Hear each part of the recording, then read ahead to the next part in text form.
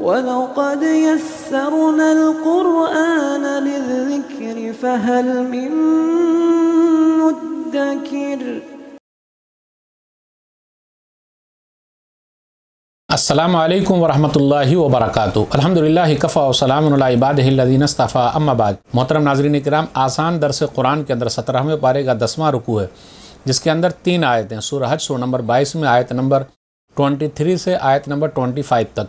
औज़ुबिल्लाहि मिनश्शैतानिर्रजीम, बिस्मिल्लाहिर्रहमानिर्रहीम। इन्नल्लाहा युदखिलुल्लज़ीना आमनु व अमिलुस्सालिहाति जन्नातिन तजरी मिन तहतिहा अल-अनहार युहल्लौना फ़ीहा मिन असाविरा मिन ज़हबिन व लुअलुआ व लिबासुहुम फ़ीहा हरीर। बेशक अल्लाह ईमान लाने वालों और नेक अमल करने वालों को ऐसी जन्नतों में दाखिल करेगा जिनके नीचे नहरें बहती हैं, जहां उन्हें सोने के कंगन और मोती के जेवर पहनाए जाएंगे और वहां उनका लिबास रेशमी होगा। वहुदु इला तय्यिब मिनल क़ौल वहुदु इला सिरातिल हमीद।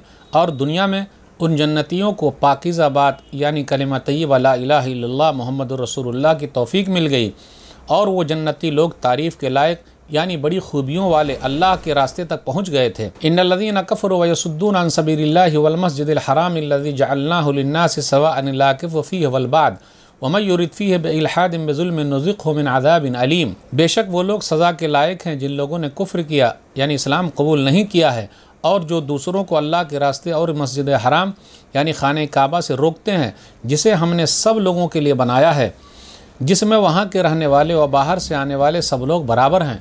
और जो कोई भी इस मस्जिद हराम और उसके आसपास के सीधे रास्ते से हटकर जुल्म, कुफ्र, शिर्क और बिदत का रास्ता निकालेगा तो हम उसे दर्दनाक बहुत तकलीफ़ वाले अजाब का मज़ा चखाएंगे। नाज़रीन किराम, आसान दर्स कुरान के अंदर आज 17वें पारे का 10वां रुकू है, जिसके अंदर 3 आयतें 23, 24, 25। सूरह हज सूरह नंबर 22 में आयत नंबर 23 पर गौर कीजिए।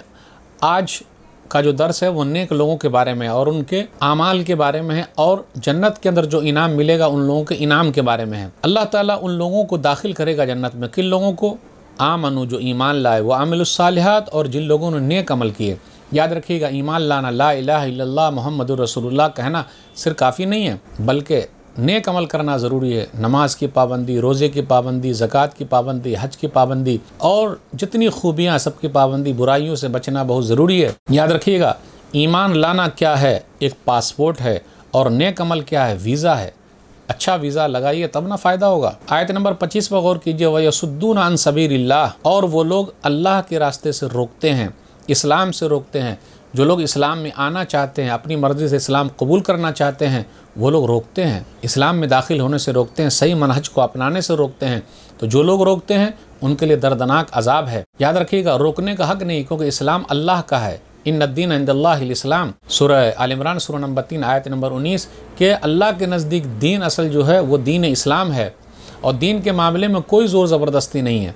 सूरह बकरा सूरह नंबर 2 आयत नंबर 256, ला इकराह फिद्दीन, दीन के मामले में कोई ज़ोर ज़बरदस्ती नहीं है। अल्लाह जिसका सीना चाहता है इस्लाम के लिए खोलता है, कोई दूसरा खोलने वाला नहीं है। अल्लाह जिसको चाहे सीधे रास्ते की हिदायत दे दे, अल्लाह जिसको चाहे इस्लाम का रास्ता दिखा दे। दुनिया में कोई भी इस्लाम का रास्ता दिखाने वाला नहीं है। तो जो लोग सीधे रास्ते पर आना चाहते हैं उसको लोग रोक रहे हैं, डरा रहे हैं, धमका रहे हैं, उन्हें डरना चाहिए, उनके लिए दर्दनाक अजाब है। लेकिन ऐसे लोग अपने समाज में बहुत ज़्यादा पाए जाते हैं।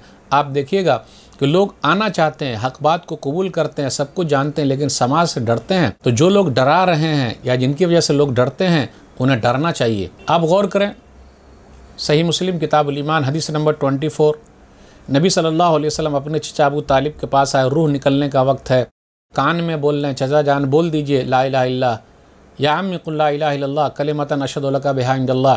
कल क़यामत के दिन मैं आपके लिए अल्लाह से हुज्जत कायम कर लूँगा। लेकिन 2 गुरु घंटाल बैठे हुए थे, अबू जहल और अब्दुल्ला बिन अबी उमैया। हर जगह ऐसे लोग घूमते रहते हैं जो लोग सीधे रास्ते पर आना चाहते हैं, आखिरी दम तक भी उनको आने नहीं देते। तो उन लोगों ने बार बार कहा, क्यों अपने बाप दादा के दीन को छोड़ दोगे? बिल आखिर नबी सल्लल्लाहु अलैहि वसल्लम बार बार बोलते रहे तो उनकी रूह निकली। अबू तालिब की तो कहा, अला मिल्लत अब्दुल मुत्तलिब, मैं अपने बाबा अब्दुल मुत्तलिब के दीन पर मरता हूँ। तो जो लोग सीधे रास्ते पर आने से रोकते हैं उनके लिए दर्दनाक अजाब है। वल मस्जिदिल हराम, और खाने काबा से रोकते हैं।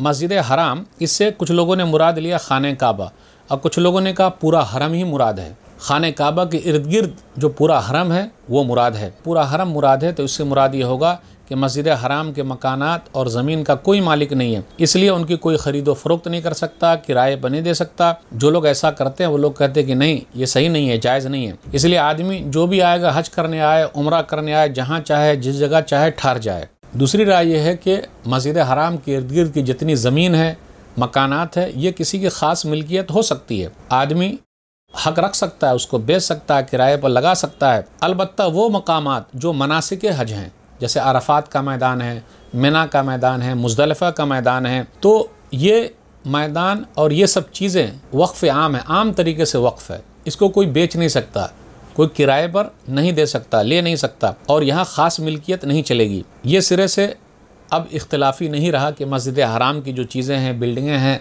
वो आप किराए पर दे सकते हैं, ले सकते हैं, कोई हर्ज की बात नहीं। लेकिन अरफा का मैदान, मुज़दलिफ़ा का मैदान और मिना का मैदान, मनासिक हज जहाँ जहाँ अदा किए जाते हैं, वो आम है, वक्फ़ है, हर एक के लिए है। आगे है वमन युरिद फ़ीहि बिइल्हादिन बिज़ुल्मिन नुज़िक़हु मिन अज़ाबिन अलीम। कोई भी मस्जिद हराम के अंदर सीधे रास्ते से हटकर जुल्म करेगा, कुफ्र करेगा, शिर्क करेगा, कोई बिदअत का रास्ता निकालेगा, तो उससे कबूल नहीं किया जाएगा, उनके लिए दर्दनाक अज़ाब है। तो जुल्म से मुराद कुफ्र है, शिर्क है, बिदअत है, खुराफात है। कोई भी वहाँ जाकर गलत काम करेगा तो उसके लिए दर्दनाक अज़ाब है, तो उससे बचना चाहिए। तो नाज़रीन इकराम, आज के दर्स में बस इतना ही।